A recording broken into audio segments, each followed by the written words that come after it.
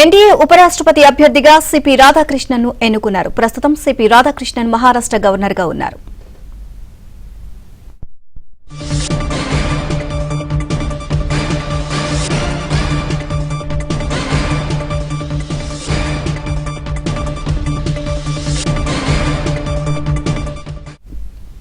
NDA ఉపరాష్ట్రపతి అభ్యర్థిగా CP రాధాకృష్ణన్ను ఎన్నుకున్నారు. ప్రస్తుతం సిపి రాధాకృష్ణన్ మహారాష్ట్ర గవర్నర్గా ఉన్నారు.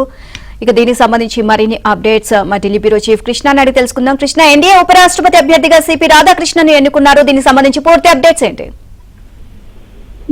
మహారాష్ట్ర గవర్నర్ సిపి రాధాకృష్ణన్ ను ఉపరాష్ట్రపతి పదవికి ఎన్డీఏ అభ్యర్థిగా బీజేపీ ప్రకటించింది. కొద్దిసేపు క్రితమే బీజేపీ పార్లమెంటరీ పార్టీ సమావేశంలో ఈ నిర్ణయం తీసుకున్నారు. ప్రధాని మోదీ నేతృత్వంలో జరిగినటువంటి ఈ యొక్క బీజేపీ పార్లమెంటరీ పార్టీ అత్యున్నత నిర్ణయాల సంస్థ అయినటువంటి పార్లమెంటరీ పార్టీ సమావేశంలో ఈ నిర్ణయం తీసుకోవడం జరిగింది. భారతీయ జనతా పార్టీ ఆధ్వర్యంలో జాతీయ ప్రజాస్వామ్య కూటమి ఏదైతే ఎన్డీఏ ఉపరాష్ట్రపతి ఎన్నికల కోసం తమ అభ్యర్థిని కొద్దిసేపు క్రితమే బీజేపీ జాతీయ అధ్యక్షుడు అయినటువంటి జేపీ నడ్డా కూడా అధికారికంగా ప్రకటించారు. Maharashtra governor CP Radhakrishnan NDA ఉపరాష్ట్రపతి అభ్యర్థిగా నియమించింది. ఈ నిర్ణయం ఈ రోజు జరిగినటువంటి ఈ బీజేపీ పార్లమెంటరీ బోర్డు సమావేశంలో తీసుకున్నారు. ఈ సమావేశానికి ప్రధాని మోదీ, బీజేపీ జాతీయ అధ్యక్షుడు జేపీ నడ్డా, కేంద్ర హోంమంత్రి అమిత్ షా తదితర ప్రముఖులు ఈ సమావేశంలో పాల్గొన్నారు. అభ్యర్థి పేరును ప్రకటిస్తూ జేపీ నడ్డా మాట్లాడుతూ దేశానికి సేవ చేయడంలో రాధాకృష్ణన్ అనుభవం, అదేవిధంగా నిబద్ధత ఒక గొప్ప ఆస్తి. ఆయన ఉపరాష్ట్రపతిగా అత్యుత్తమ సేవలు అందిస్తారని కూడా ఎన్డీఏ విశ్వసిస్తుందని ఆయన ఆశాభావాన్ని వ్యక్తం చేశారు. ఉపరాష్ట్రపతి ఎన్నికలు సెప్టెంబర్ 9, 2025 అంటే వచ్చే నెల 9వ తేదీన జరగబోతున్నాయి. ఈ ఎన్నికల్లో రాధాకృష్ణన్ ఎన్డీఏ తరఫున పోటీ చేయబోతున్నారు. సిపి రాధాకృష్ణన్ తమిళనాడు చెందినటువంటి బీజేపీ సీనియర్ నేత. ఆయన 1998-99లో కోయంబత్తూరు నుంచి 2 సార్లు లోక్సభ సభ్యునిగా ఎన్నికయ్యారు. 2023లో మహారాష్ట్ర గవర్నర్ గా ఆయన నియమితులయ్యారు. ఆయన పూర్తి పేరు చంద్రపురం పొన్నుస్వామి రాధాకృష్ణన్.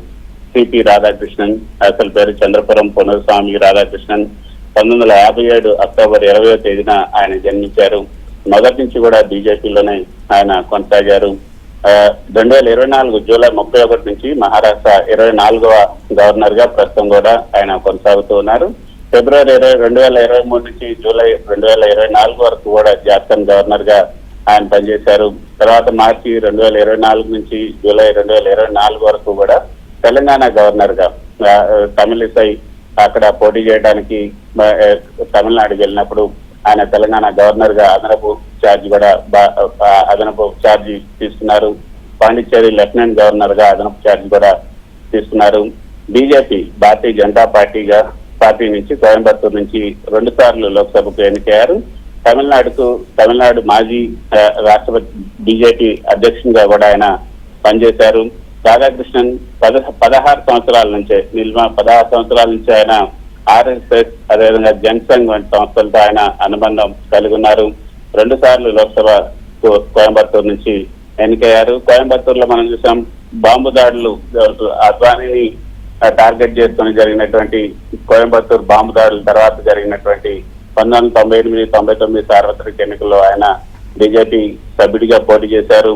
1998 ఎన్నికల్లో 1,50,000 ఓట్ల తేడాతో, అదేవిధంగా 99 ఎన్నికల్లో 55,000 ఓట్ల తేడాతో ఆయన గెలుపొందారు. 1999లో కోయంబత్తూరులోని ఓటర్లను బీజేపీకి ఓటు వేయడానికి ఒప్పించాల్సినటువంటి అవసరం లేదు అని కూడా ఆయన ప్రచారం చేశారు. ఎందుకంటే అద్వానీని మట్టుబెట్టడానికి అక్కడ ఏదైతే ముస్లిం సంస్థలు ఏవైతే ఉన్నాయో ఒక వర్గానికి సంబంధించినటువంటి సంస్థలు పెద్ద ఎత్తున కుట్రలు చేశాయి. అంటే ఒక ఇంటర్వ్యూలో తిరువనంతపురంలో ఒక టీవీ ఇంటర్వ్యూలో ఆయన కొంచెం ఆలస్యమైనందువల్ల ఆ యొక్క కుట్ర నుంచి ఆయన అద్వానీ బయటపడ్డారు. ఆ సంఘటన మనం అందరికీ కూడా తెలిసిందే. ఆ తర్వాత ఆయన అదే కోయంబత్తూరు నుంచి పోటీ చేసి 2 సార్లు కోయంబత్తూరు నుంచి ఎన్నికయ్యారు. తర్వాత డిఎంకే బీజేపీ నేతృత్వంలోని ఎన్డీఏ కూటమికి తన సంబంధాలు తెగిపోయిన తర్వాత 2004లో పొత్తులు ఏర్పాటు చేయడంలో కూడా ఆయన రాష్ట్ర నాయకులు ఆయన ఒకరు. ముఖ్యంగా చెప్పాలంటే ఏపీ సీఎం చంద్రబాబు నాయుడు కూడా అత్యంత సన్నిహితులనే చెప్పొచ్చు. ఇటీవల ఏదైతే గత ఎన్నికల సందర్భంగా 2024 లోక్సభ ఎన్నికల సందర్భంగా బీజేపీ, తెలుగుదేశం పార్టీ, జనసేన మధ్య ఒప్పందం కుదిర్చడానికి కూడా ఈయన కీలకమైనటువంటి పాత్ర పోషించారన్న ఒక అభిప్రాయం కూడా ఉంది. సో సిపి రాధాకృష్ణన్ ఉపరాష్ట్రపతి అభ్యర్థిగా ఎన్నుకోవడంలో ఏపీ సీఎం చంద్రబాబు నాయుడు హస్తం కూడా ఉంది అన్నది రాజకీయ ప్రముఖులు చెప్తున్నటువంటి మాట.